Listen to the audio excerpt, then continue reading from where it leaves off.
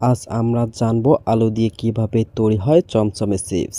যে চিপস আমরা দোকানে দেখি প্যাকেট খুললে যার গন্ধে জিভে পানি এসে যায়। চিপস আসলে তৈরি হয় খুব সাধারণ একটি সবজি আলু দিয়ে।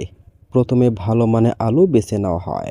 তারপর আলুগুলোকে পরিষ্কার পানিতে ভালো করে ধুয়ে নেওয়া হয়, যাতে মাটি ও ময়লা না থাকে। এরপর আলুর খোসা ছাড়ানো হয় এবং বিশেষ মেশিনের সাহায্যে আলুগুলোকে খুব পাতলা করে কেটে নেওয়া হয়। এই পাতলা গোল গোল টুকরোগুলোকেই আমরা পরে চিপস হিসাবে দেখি।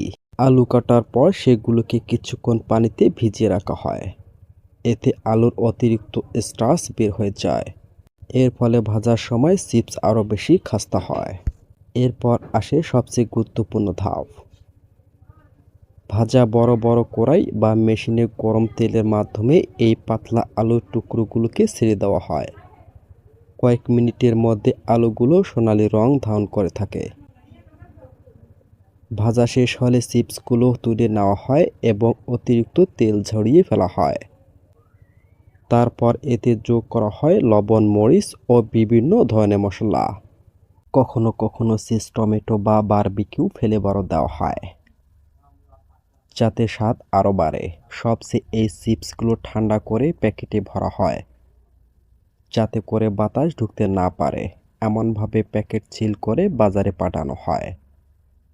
আমরা যখন দোকান থেকে এই প্যাকেট কিনে খাই তখন হয়তো ভাবিই না একটা সাদা আলু থেকে এত মজার খাবার তৈরি হয়েছে। সাধারণ একটি আলু, কিন্তু সঠিক প্রক্রিয়ার মাধ্যমে সেটাই হয়ে উঠেছে সবার প্রিয় চমচমে চিপস। এইভাবে আলু থেকে তৈরি হয় সুস্বাদু চিপস, যা ছোট বড় সবার কাছেই খুবই জনপ্রিয়। ভিডিওটি ভালো লাগলে অবশ্যই লাইক, কমেন্ট, সাবস্ক্রাইব করবেন।